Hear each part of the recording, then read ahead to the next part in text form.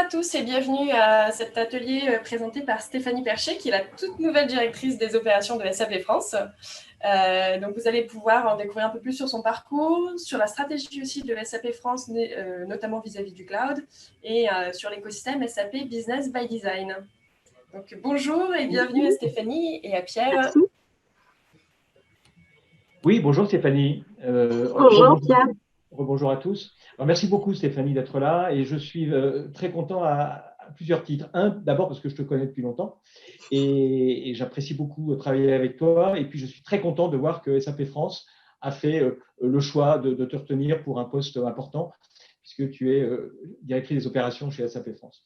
Et puis je suis content aussi que tu sois là parce que dans ce monde informatique qui a la réputation d'être un petit peu masculin, eh bien on a une femme, c'est très bien. Alors chez Ubister, tout le monde sait que j'ai fondé Ubister avec Nathalie. C'est important dans nos métiers d'avoir des collaboratrices féminines. Mais je pense aussi que c'est important que tu représentes, que tu nous parles de ce que tu représentes aussi chez SAP. Voilà.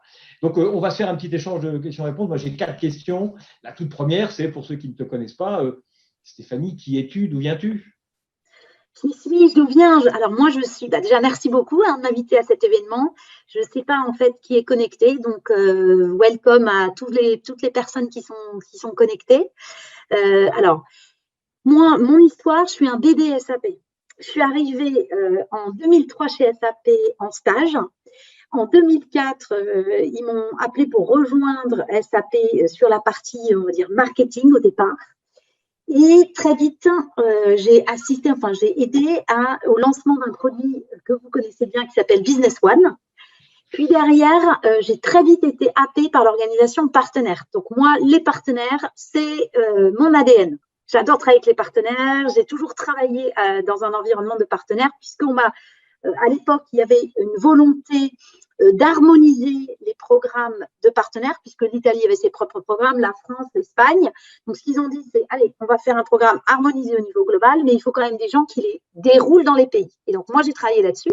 On déroulait la stratégie Partner Edge auprès des partenaires, qui s'accompagnait d'un outil qui était le PRM, donc Partner Relationship Management, et tous les business models, les modèles d'engagement avec les partenaires pour les rendre successful, avec la décision des SAP d'adopter un réseau de partenaires.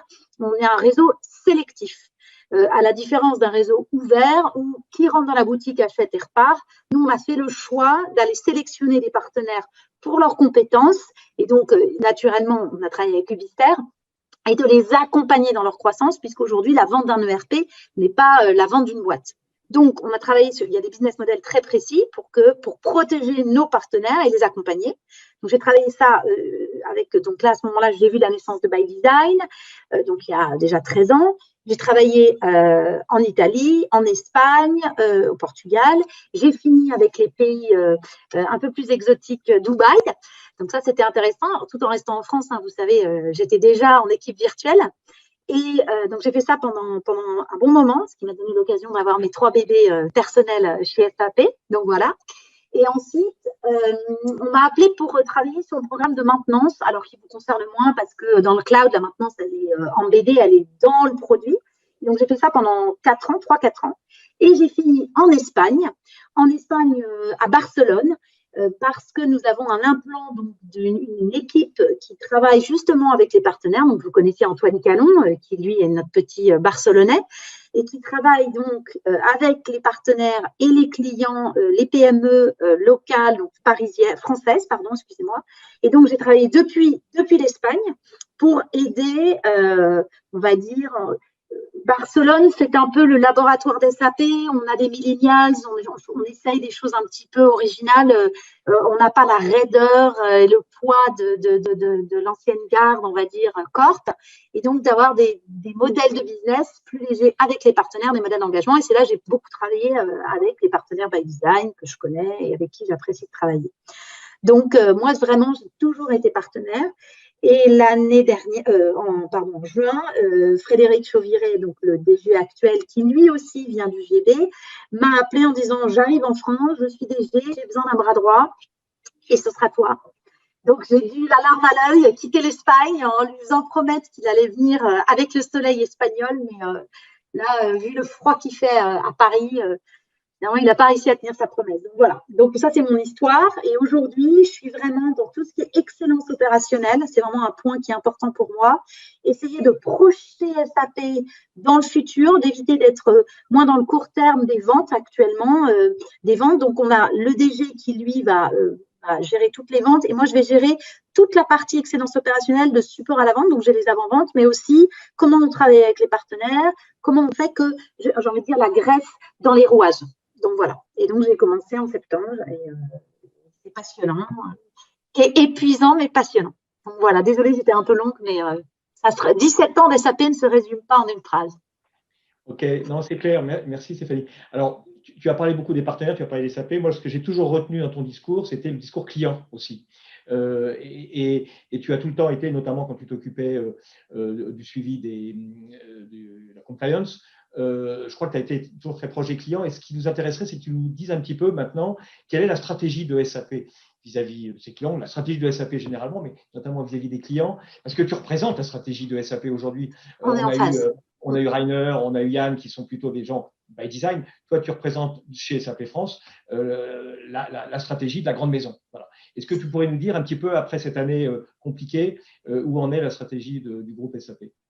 Alors aujourd'hui, il y a la stratégie groupe SAP qui, vous avez vu, a suivi une inflexion avec les annonces de Christian Klein fin octobre, début novembre, avec un vrai souhait de transformer l'entreprise vers le cloud. Alors, vous allez me dire, oui, enfin, nous, on y est déjà depuis un bon bout de temps avec By Design.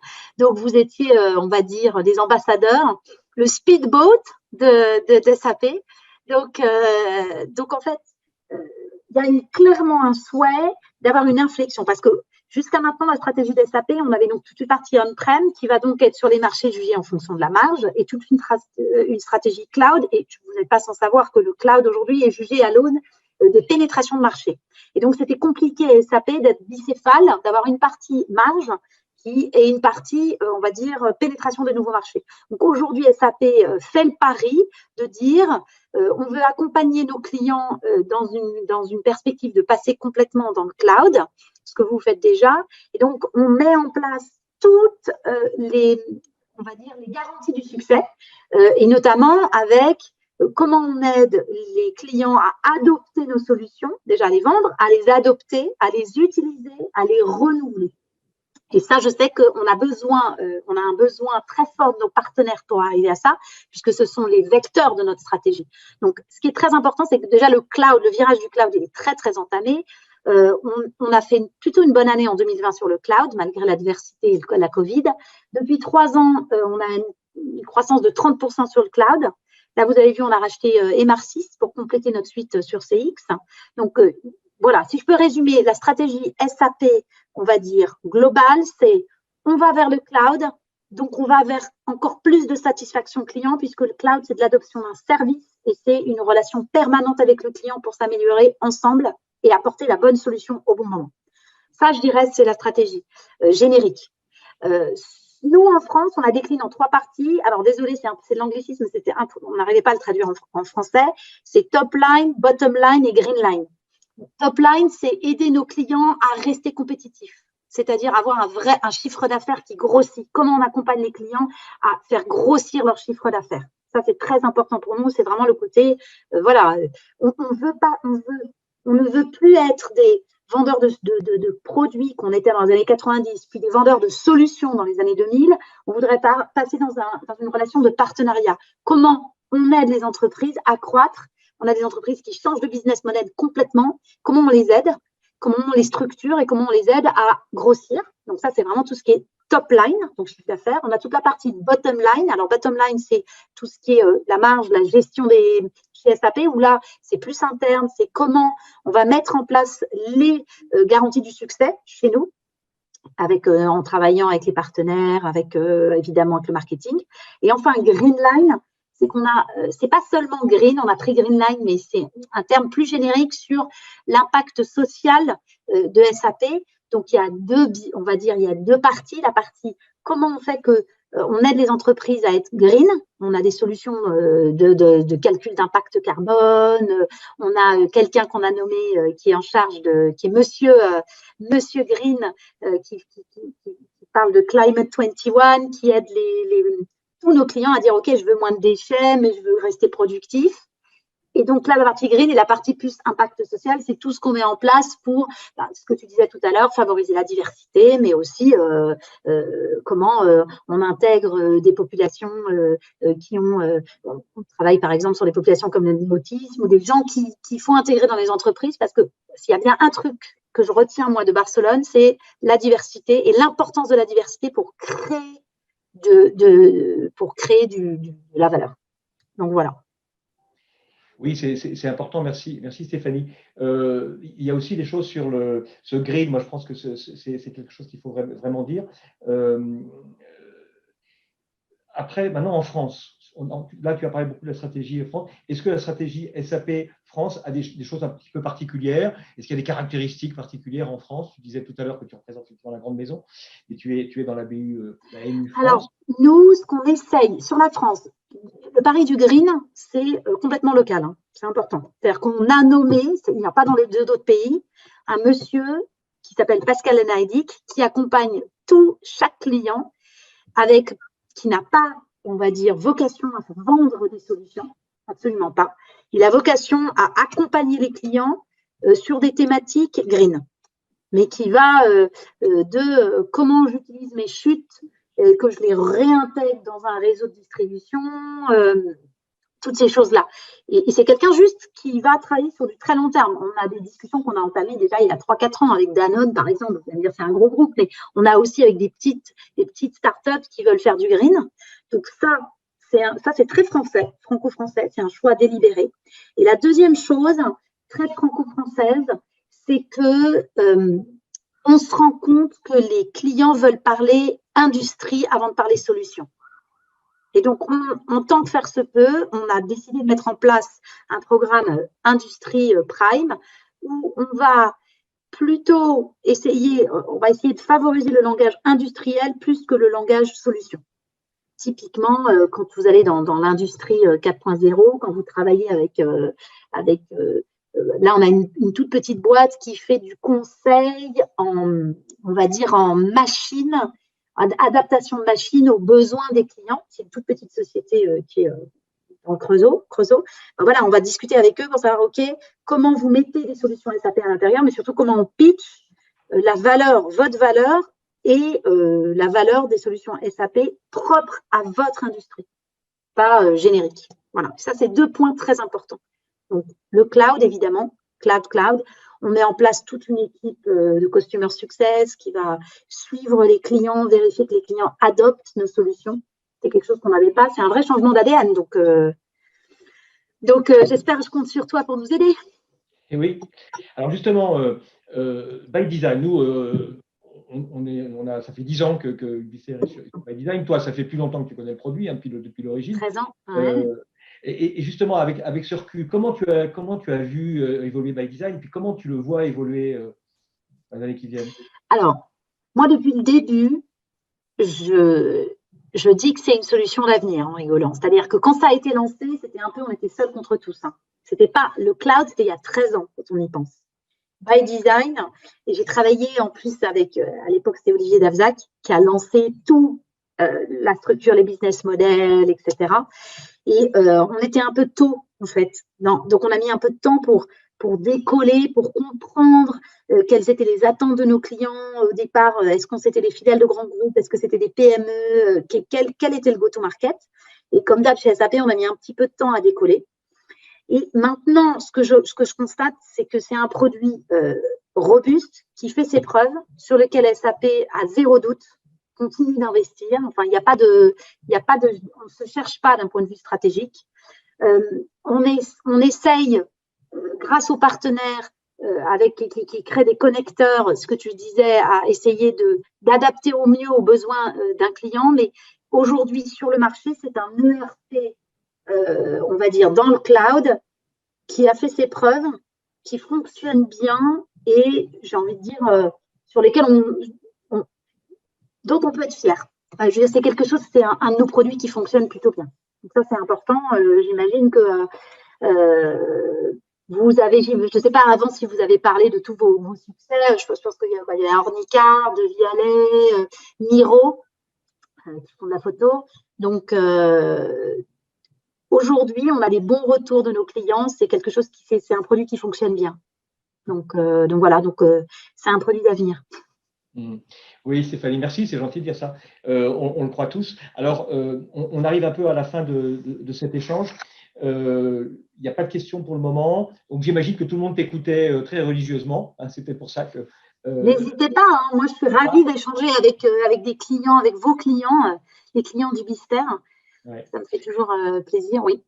Alors, cette intervention va être en replay hein, ensuite, donc tous ceux qui veulent t'écouter pourront le faire, ceux qui n'étaient pas forcément là aujourd'hui. Et puis, je pense aussi, et c'est important, c'est que les clients français ou internationaux, enfin pour les filiales qu'il y a un petit peu partout, peuvent continuer à rester en relation avec SAP. En préparant cet entretien, tu me disais, mais il n'y a pas de problème que pour vous, Bister, que les clients parlent avec nous SAP. Ah non, on a toujours fait comme ça. Je crois qu'on est vraiment une ligne très tenue, très forte. Le lien que l'on a tous ensemble, parce que c'est du cloud notamment, hein, l'outil est opéré par SAP, l'usage est fait par le client et la mise en place de tout ça est facilitée par Ubister, ne peut fonctionner correctement que si on est complètement aligné. Donc, tu disais, Stéphanie, que si tu avais des questions qui arriveraient un petit peu après, si tu avais des désirs de rencontres, d'échanges dans le cadre de la communauté des utilisateurs Ubister, tu le ferais avec plaisir. Donc, je crois qu'on peut se donner rendez-vous. Alors, on ne sait pas quand. Hein, SAP, tu vois, tu es chez toi. Oui, avec plaisir. Mais c'est bien, tu résumes bien la situation. C'est-à-dire que SAP, ce que j'expliquais, quand on a créé c'est important, on est dans un réseau sélectif de partenaires et donc on est régi par des règles et des normes européennes qui sont différentes d'un réseau non sélectif. Et donc, c'est très important que les clients comprennent qu'on est dans l'accompagnement et qu'on est aussi aux côtés d'Ubister, mais que c'est pas Ubister va vendre, on ne sait pas à qui. Non, les clients peuvent venir me voir, la porte est toujours ouverte et vraiment n'hésite pas, enfin tu le sais, s'ils ont besoin de venir à l'Experience Center, moi, vraiment, ma porte est ouverte pour si vous avez des questions, des problématiques propres, moi, je suis ravie d'échanger avec vous, il n'y a pas de débat. Ok. Écoute, c'est clair, c'est bien que tu le dises, c'est bien que ce soit dit, parce que nous, c'est ce qu'on dit, on le dit souvent, je pense que tout le monde le croit. Écoute, merci Stéphanie, on va passer aux questions. Anne-Claire, je te redonne la parole, puisque je crois qu'il y a… Est-ce que SAP a prévu de s'intégrer avec d'autres plateformes type Salesforce, autres outils BI que SAC, outils automatisation type Zapier? C'est une excellente question. On en a d'ailleurs parlé. Alors, aujourd'hui, évidemment, c'est aussi pour ça qu'on fait appel à un réseau de partenaires, c'est qu'on a des partenaires qui créent des connecteurs entre ces solutions, et corrige-moi si je dis une bêtise, Pierre. Donc, vous êtes amené à connecter, évidemment, by design, à des outils tiers. C'est quelque chose que vous faites. Maintenant, en termes de stratégie, je crois que vous avez un point cet après-midi sur la partie plus stratégie développement. Je préfère reléguer ça à cette personne, c'est Thomas, excuse-moi, cet après-midi, je ne sais plus son nom. C'est Yann Matas. Yann, sur ce type de questions. L'intégration avec Salesforce, évidemment qu'elle est possible via des connecteurs. Je ne sais pas, vous en avez déjà fait beaucoup, Ubister, des intégrations avec d'autres outils BI que SAC, des automations. Déjà, oui. Et c'est pour ça d'ailleurs qu'on met en place une marketplace qui formalise cette offre et qui devient quelque chose de récurrent. Oui, et ça, c'est très important. Évidemment qu'il y a certains outils qu'évidemment on intègre directement. Sur Salesforce, je pense que ça passera plutôt par des connecteurs. Enfin, c'est comme ça que je vois les choses. Vous avez d'autres questions? Pas d'autres questions pour le moment. Bon, écoute, on a fait notre temps, puis on va pas le dépasser. On n'est pas plus différent des autres. Donc, moi, je te remercie beaucoup, Stéphanie, d'être venue. Je te souhaite, parce que on peut encore le dire, hein, ton arrivée chez SAP France, donc beaucoup de succès dans ce poste.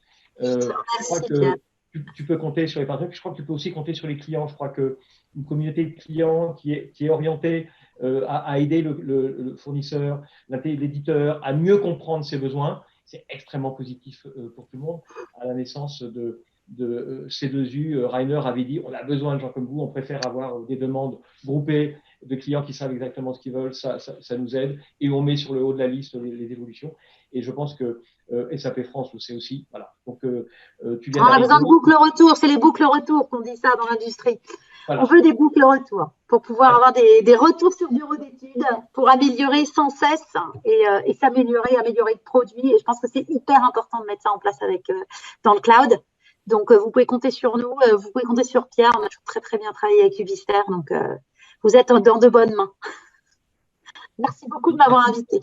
Merci Stéphanie. Merci beaucoup Stéphanie. Bonne journée, merci à tous. Merci. Bonne journée. Et pour conclure ce live, on peut se retrouver à 14h tous ensemble.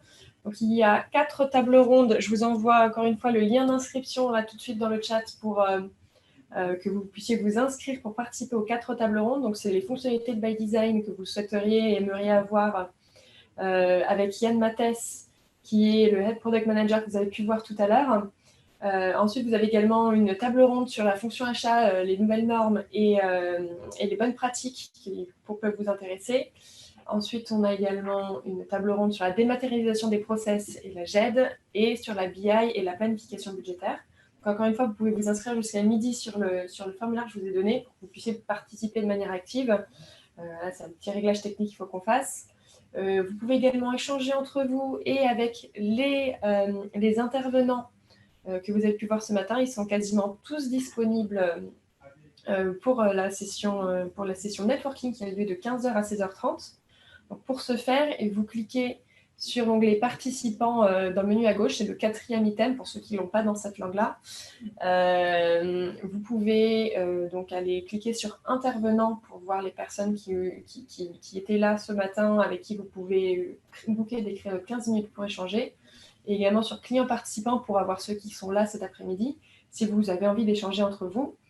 Et bien sûr, tout Ubister est disponible sur ce créneau-là et vous pouvez également faire des demandes pour échanger avec certains d'entre nous. Voilà, donc très bonne journée et je vous retrouve à 14h.